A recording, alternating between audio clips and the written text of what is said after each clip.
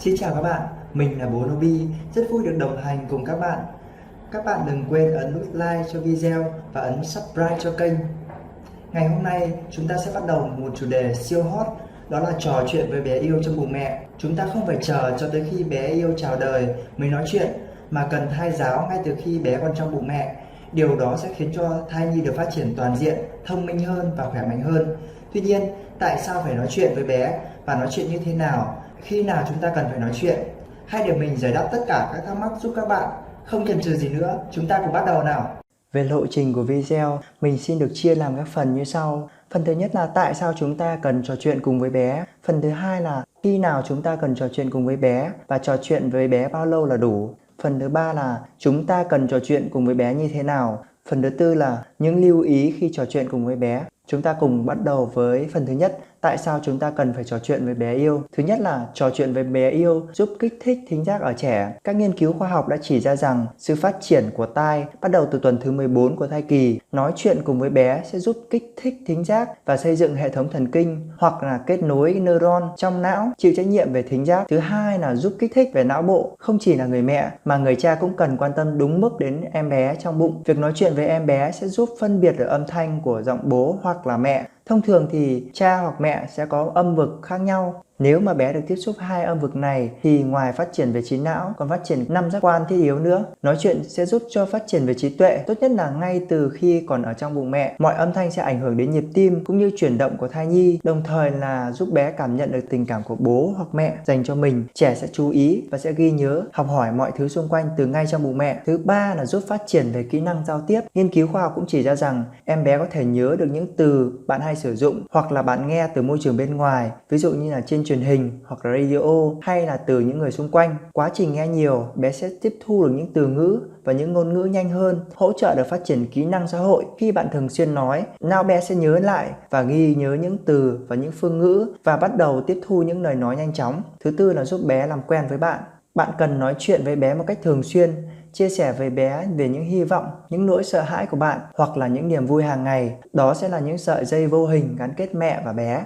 Thứ năm là sẽ thiết lập một cảm giác an toàn. Ngoài những điều mà bạn làm cho bé như là ăn uống đúng cách, nghỉ ngơi đầy đủ và tập thể dục, thì việc bạn nói chuyện với bé sẽ làm cho bé bớt cô đơn, có cảm giác được nâng niu hơn và không có gì yên tâm hơn khi em bé được nghe giọng nói từ mẹ và ba. Thứ sáu là việc nói chuyện với bé sẽ giúp cải thiện mối quan hệ giữa bạn và chồng. Bạn có thể dành vài phút để nói chuyện với bé cũng là điều tốt để xây dựng mối quan hệ giữa các cặp vợ chồng. Ngày nay thì cuộc sống bận rộn với nhiều thứ bộn bề về cơm áo gạo tiền, thì việc ngồi lại cùng với nhau nói chuyện với con là điều vô cùng cần thiết. Với một môi trường thư giãn, một số bố mẹ có thể nói chuyện với nhau cởi mở về hôm nay như thế nào, về tương lai hoặc những vấn đề chưa được giải quyết. Thời điểm thích hợp nhất để bố mẹ nói chuyện là vào buổi tối. Đây là khoảng thời gian rảnh rỗi, thư thái nhất để bố mẹ có thể cùng nhau nói chuyện với bé. Điều này sẽ giúp bé cảm nhận được sự gắn kết, tình yêu thương của gia đình.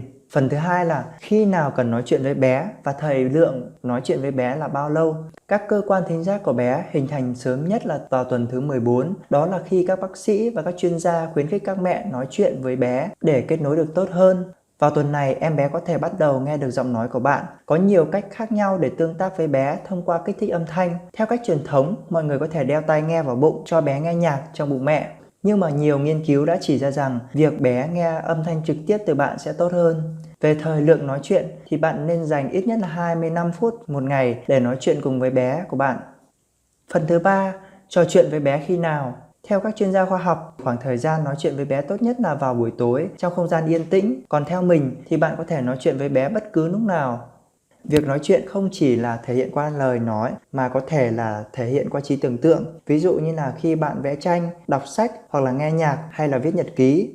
Mình xin gợi ý cho các bạn một vài cái khoảng thời gian tốt để nói chuyện với bé. Thứ nhất là khi bạn ăn một cái gì đó. Thứ hai là khi bạn trồng một cái gì đó. Thứ ba là có thể làm thủ công. Thứ tư là khi bạn đi siêu âm. Thứ năm là bạn có thể tập yoga. Thứ sáu là đi bộ. Thứ bảy là khi bạn nghe nhạc. Thứ 8 là khi bạn tắm. Thứ 9 là khi bạn viết nhật ký. Thứ 10 là khi bạn đọc sách hoặc là vẽ tranh. 11 là khi bạn massage bụng. 12 là khi bạn đi mua sắm. Và 13 là khi bạn vui hoặc buồn. Khi bạn làm những điều này thì tốt nhất là bạn hãy rủ bé làm cùng bạn nhé. Ví dụ như là khi bạn nấu ăn, Bạn có thể mô tả những thứ bạn làm cho bé nghe, ví dụ như là nguyên liệu làm cái món ăn này như thế nào, món ăn này màu sắc như thế nào, chế biến như thế nào. Hoặc khi bạn đi bộ thì bạn có thể nói về cái đoạn đường hôm nay bạn cùng bé sẽ đi. Mục tiêu của hai mẹ con ngày hôm nay là đi bao nhiêu km và động viên con là mình và con sẽ cố gắng. Việc nói chuyện thì càng chân thực càng tốt, càng gần gũi càng tốt. Việc làm đó thì hết sức dễ dàng phải không các bạn? Chúng ta cùng đến với phần 3, đó là trò chuyện với bé như thế nào. Đây là phần hết sức quan trọng, các bạn hãy chú ý lắng nghe nhé.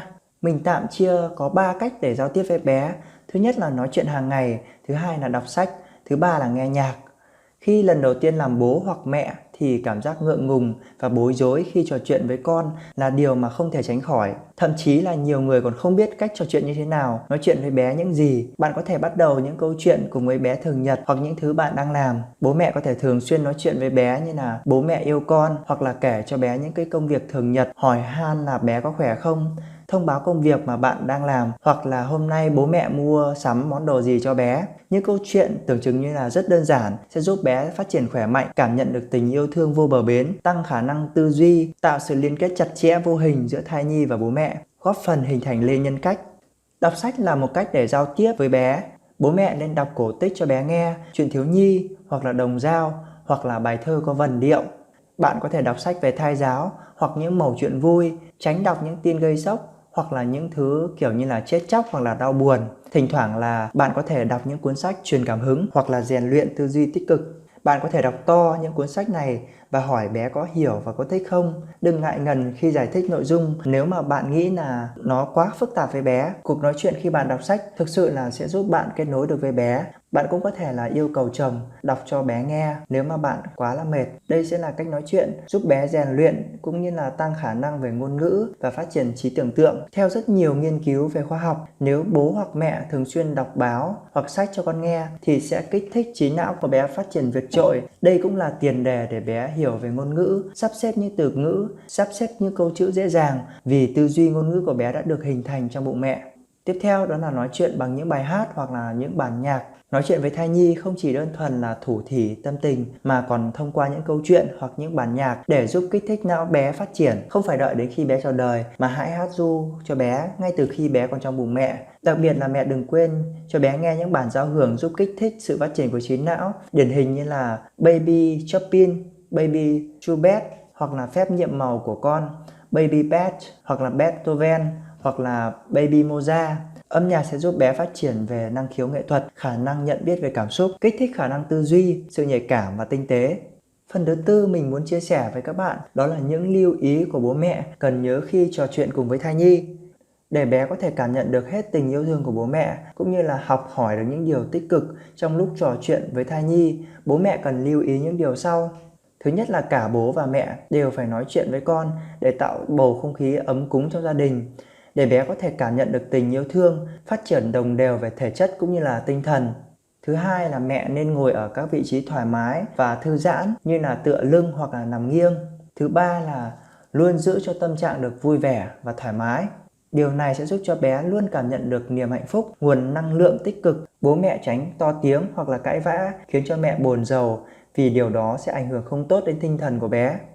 Thứ tư là khi nói chuyện, nói to và rõ ràng. Khi đó thì bé mới biết được là bạn đang trò chuyện cùng với bé. Tuy nhiên cũng không nên là nói chuyện lớn quá để tránh bé làm giật mình hoặc là bé lo sợ. Thứ năm là xoa bụng. Trước khi nói chuyện thì mẹ hãy xoa bụng để tăng khả năng liên lạc giữa mẹ và bé. Đây cũng là cách chơi để bé phát triển toàn diện hơn. Mẹ và bố có thể xoa nhẹ nhàng lên vùng bụng theo cùng chiều kim đồng hồ, rồi xoa tiếp lên hai bên mặng sườn. Lưu ý là dùng cả bàn tay để xoa, mỗi lần là khoảng 5 phút. Tuy nhiên là vào 2 tháng cuối của thai kỳ thì không nên xoa bụng. Các bạn lưu ý nhé.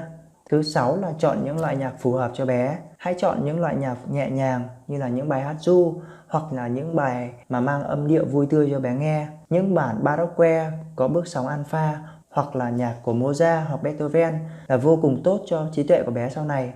Thứ 7 là hãy thư giãn và chăm sóc bản thân, cố gắng là không nên căng thẳng.